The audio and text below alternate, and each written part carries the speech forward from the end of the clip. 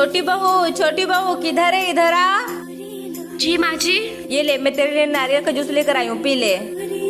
माँ जी, मेरे लिए भी नारियल पानी लाए हैं क्या? तेरे लिए कुछ नहीं है, तेरे पेट में लड़की है और उसके पेट में लड़का, इसलिए मैंने बस इसके लिए लेकर आया है। मैंने तुझे बोला था वो करा, लेकिन नहीं कराई, तो पाल अपने बच्चे को। माँ जी ज्यादा बहस मत करो, मुझे नारियल पानी निकाल के दो। माँ जी, माँ जी, मेरे पेट में बहुत पेन हो रहा है, मुझे हॉस्पिटल लेके चलो। तू टेंशन मत ले, मैं अभी एम्बुलेंस को बुलाती हूँ। माँ जी, मेरे पेट में भी दर्द होने लगा। ठीक है, तू भी चल। बिटिया मेरी सो जाए। छोटी बहू रुक जा, तू अपने बेटे को लेकर चली जा अपने मायके। मेरे सारी उम्मीद में पानी फेर दी। तुझे लड़का होने वाला था, लेकिन लड़की हो गई।